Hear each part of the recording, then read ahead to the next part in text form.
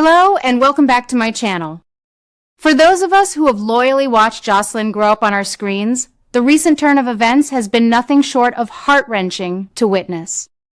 We have always known Jocelyn to possess the fiery, unyielding spirit of her mother, Carly Spencer.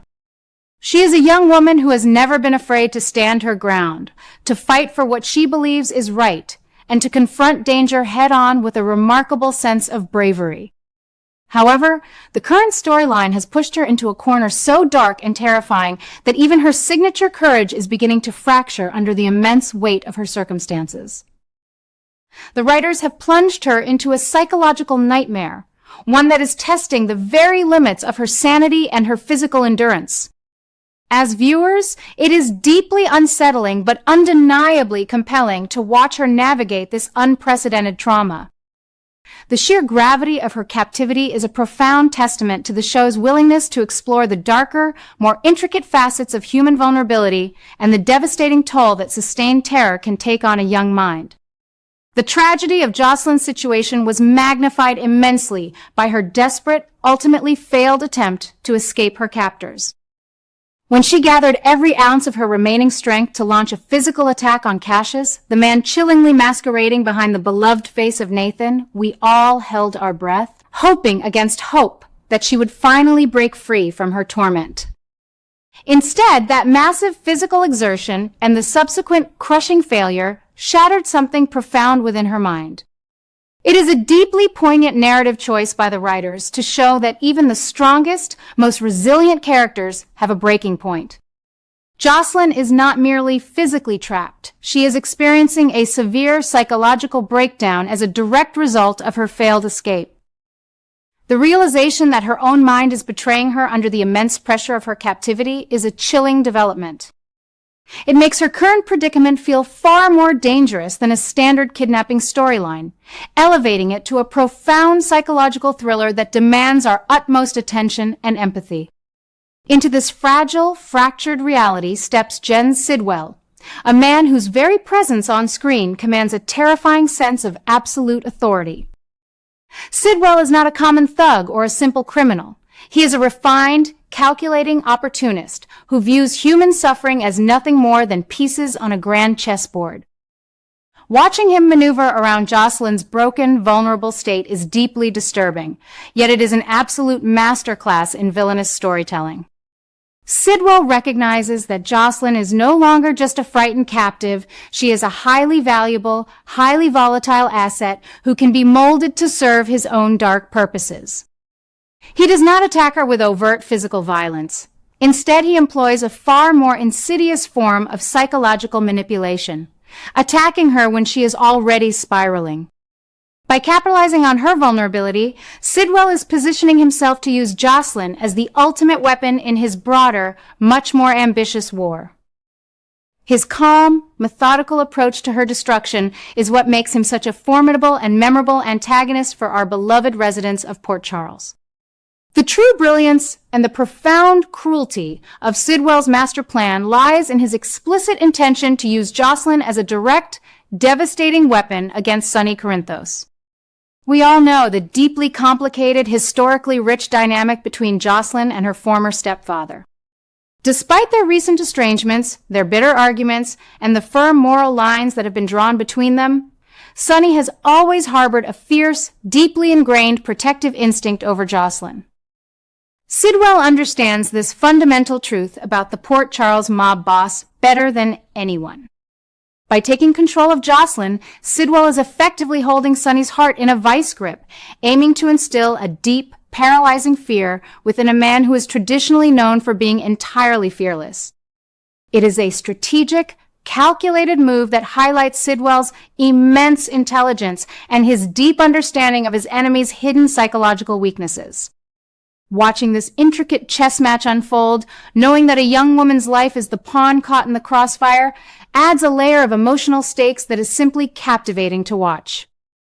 As an observer of this unfolding drama, I cannot help but anticipate the sheer magnitude of Sonny's reaction when he fully grasps the reality of Sidwell's sinister machinations. Sonny Corinthos is a man who operates on a strict code of loyalty, family protection, and absolute uncompromising retribution. The idea that Sidwell is using Jocelyn to manipulate him, to force him into a position of agonizing weakness and fear, is a guaranteed recipe for an explosive, town-altering confrontation. We have seen Sonny go to war and burn down empires for far less, but this situation is deeply, profoundly personal. It is not just about territory, shipments, or business pride. It is about the safety and the sanity of a young woman he helped raise and love as his own. However, Sonny's usual heavy-handed tactics may not be enough against an adversary who operates with the sophisticated backing and the intricate, shadowy resources of rogue WSB elements. This impending clash of titans promises to be one of the most defining storylines of the year, and I am entirely invested in how the writers will navigate this complex war. The involvement of the WSB in Jocelyn's nightmare adds a chilling, institutional layer of terror to the entire narrative.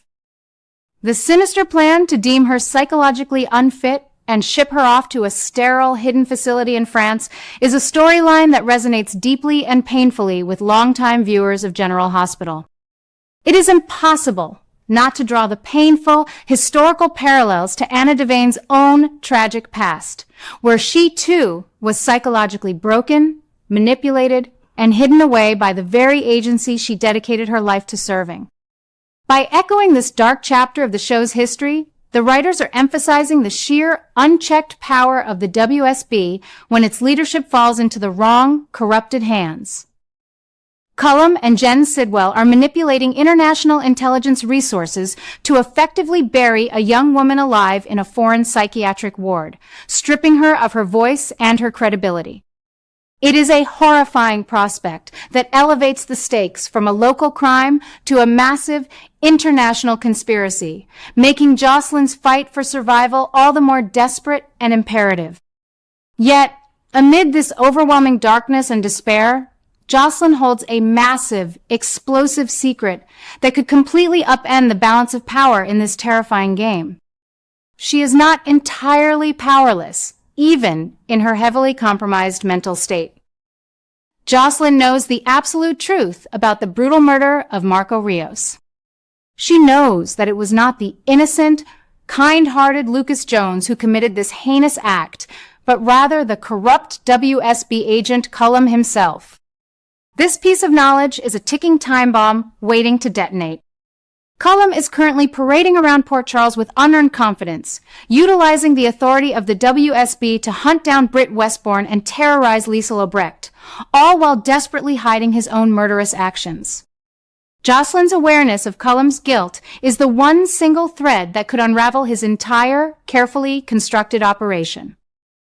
It is a brilliant narrative device by the writers to give the victim the exact key needed to destroy her captor. The intense suspense lies in whether Jocelyn can hold on to her sanity long enough to use this information effectively before she is exiled to France. This brings us to the most fascinating and morally complex possibility of the current storyline: the potential desperate alliance between Jocelyn and Jen Sidwell. As Sidwell seeks to assert his dominance, exact his own revenge, and create a disaster that will consume his enemies, he may find that Jocelyn's knowledge of Cullum's crimes is exactly the ammunition he needs. For Jocelyn, the choice she faces is unimaginably grim and fraught with peril. To save herself from the horrors of the French facility and to prevent Cullum from completely destroying her life, she may have to make a calculated deal with the devil. Helping Sidwell destroy Cullum would require Jocelyn to step into the murky, morally ambiguous waters that she has so often, and so loudly, criticized others for navigating. It is a classic enemy of my enemy is my friend scenario, but it is executed with such profound emotional depth. Watching a fundamentally good, idealistic character be forced to align with a ruthless villain for her own basic survival is incredibly compelling television that leaves the audience breathless. If Jocelyn does indeed choose to help Sidwell take down Cullum, it will mark a permanent, fundamental shift in her character's trajectory. We have watched her stand in judgment of Sonny, Carly, and even her brother Michael for their moral compromises and their willingness to operate outside the boundaries of the law. Now, faced with the absolute destruction of her own life and the shattering of her mind, she is being forced to make those exact same agonizing compromises. This is character development at its absolute finest and most tragic. It forces the audience to ask themselves what they would do in her terrifying position. Can we truly judge her for using the only weapon she has left, her knowledge of Marco's murder, to save herself, even if it means empowering a dangerous man like Sidwell? I firmly believe this storyline will strip away Jocelyn's youthful idealism forever, leaving behind a much more hardened, complex, and pragmatic woman. It is a painful transformation to witness, but it feels entirely necessary for her survival in the dangerous, unforgiving world of Port Charles. While Jocelyn fights this desperate, lonely battle for her soul and her sanity, we must also address the profound, infuriating injustice occurring parallel to her suffering. Because Jocelyn's psychological breakdown has rendered her an unreliable witness in the eyes of the law, Cassius is managing to walk away completely free. The man who orchestrated so much of this pain, who is cruelly and bizarrely wearing the face of the late beloved Nathan West, is escaping the legal consequences of his actions. This legal loophole is a bitter pill to swallow for viewers who crave justice and resolution. It highlights the deeply flawed, easily manipulated nature of the legal system in Port Charles and adds a layer of immense frustration to the narrative. Cassius's freedom is a direct result of Jocelyn's torment, intertwining their fates in a way that feels deeply unfair, yet entirely realistic within the dramatic confines of a soap opera. It ensures that the emotional wounds of this storyline will not heal quickly, and that the desire for eventual retribution will keep us watching closely.